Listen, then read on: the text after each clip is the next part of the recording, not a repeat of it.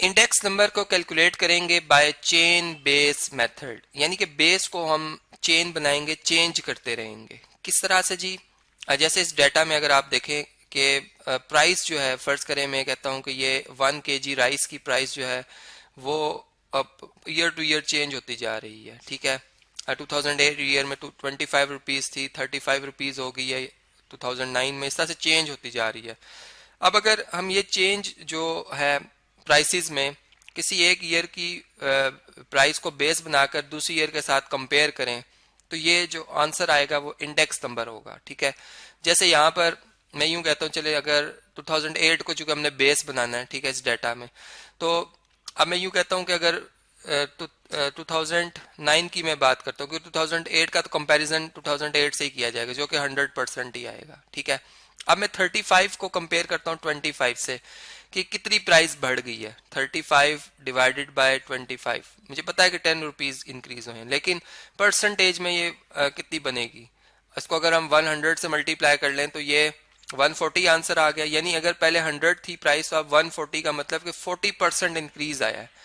140 answer आया हमारा, तो इसका मतलब अगर डिफरेंस 40 है तो 40% अगर 25 का लिया जाए, ठीक है, 40 डिवाइडेड बाय 100, ये 40% हो जाएगा ऑफ 25, तो ये 10 रुपीज ही बनता है, जो कि मैं ऑलरेडी आपको बता चुका हूँ, ठीक है।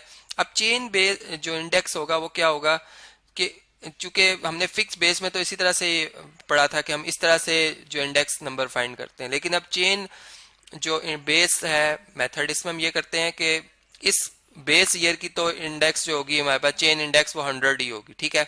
अब हम देखेंगे कि जो इंक्रीज आया है अगर परसेंट में देखा जाए कि 140% का मतलब होता है कि 140 आउट ऑफ 100, ठीक है, 140 आउट ऑफ 100 ये चेंज आया है, ठीक है।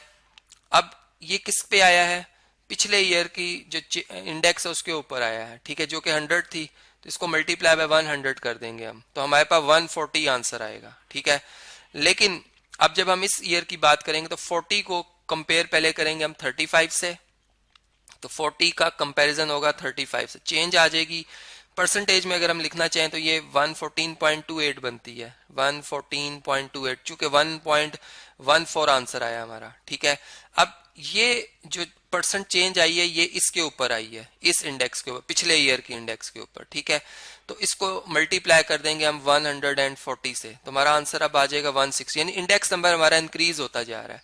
तो एक बिजनेसमैन जो है वो पसंद करता है कि वो जो इंडेक्स नंबर अपने बिजनेस के लिए देखे वो चेन बेस मेथड से बना हो, ठीक है, क्योंकि इससे उससे बिजनेस का एनालिसिस करना आसान हो जाता है। उसको पता चलता है मेरा इंडेक्स जो है वो इंक्रीज कर रहा है पिछले साल की निस्बत, या पिछले, क्योंकि अगर स्टॉक मार्केट की बात की जाए तो उसमें बहुत ज्यादा फ्लक्चुएशंस आ रही होती टाइम टू टाइम, तो वो इंडेक्स की मदद से वो देख रहा होता है कि अच्छा इंडेक्स प्राइस पिछले से बढ़ गया बढ़ गया बढ़ गया, और डाउन हो रही है तो वो रेड कलर में एरो का निशान नीचे आ जाता है, और ग्रीन कलर का ऊपर हो तो इसका मतलब है कि business up for, index number पहले से बेहतर होता जा रहा है, ठीक है। तो ये इस तरीके से बिजनेसमैन के लिए बहुत आसानी होती है कि वो चेन बेस्ड मेथड से इंडेक्स नंबर देखे। लेकिन इसके ड्रॉबैक्स भी हैं कि इसमें प्रीवियस जो आपका डाटा है वो ज्यादा देर तक नहीं रहता, ठीक है, क्योंकि आप नेक्स्ट टू नेक्स्ट मूव कर रहे होते हैं। तो मैं बाकी टेबल जो है वो अब कंप्लीट कर देता हूँ, तमाम चेन इंडेक्स जो है वो फाइंड आउट कर देता हूँ यहाँ पर, और स्क्रीन पे आपसे शेयर भी कर देता हूँ। फिर इसका हम फार्मूला भी आखिर में एक ड्राइव कर लेंगे जो कि हम यहाँ पर यूज कर रहे हैं। जी मैंने कुछ जो इंडेक्स हैं, चेन इंडेक्स हैं, वो यहाँ पर शो कर दिए हैं। बाकी मैंने आपके लिए असाइनमेंट रखी है कि आप इसे खुद भी कैलकुलेट कीजिएगा, ठीक है। तो ये हमारे पास चेन इंडेक्स आ गए हैं।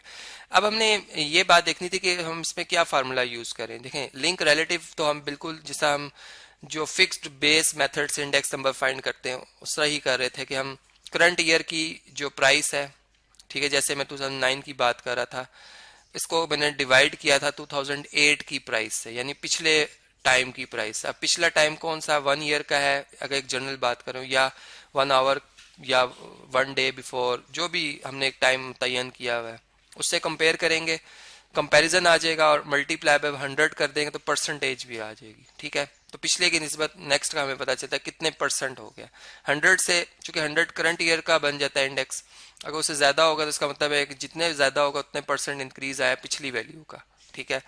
और फिर वो हम निकाल के देख भी सकते हैं, जो मैंने ऑलरेडी कैलकुलेट करके सिखाया आपको। और चेन जो इंडेक्स है वो कैसे आ रहा है कि हम जो कंपैरिजन हमारे पास आया है, ठीक है, जिसे मैं लिंक रिलेटिव चले कर कह रहा हूँ, लिंक रिलेटिव कह रहा हूँ, इसका जो भी परसेंट आया था, ठीक है, डिवाइडेड बाय 100, इसको हम मल्टीप्लाई कर देंगे जो प्रीवियस ईयर की चेन इंडेक्स है, चेन इंडेक्स है प्रीवियस ईयर की, ठीक है। ये प्रीवियस ईयर या प्रीवियस टाइम की मैं बात कर रहा हूँ, और ये जो बात कर रहा हूँ ये करंट टाइम की बात कर रहा हूँ, करंट ईयर की, ठीक है, करंट ईयर। तो इस तरीके से हम जो है वो चेन इंडेक्स जो है करंट ईयर का, इंडेक्स करंट ईयर का, सी लिख रहा हूँ, C for current, Y for year, वो हम फाइंड आउट कर सकते हैं।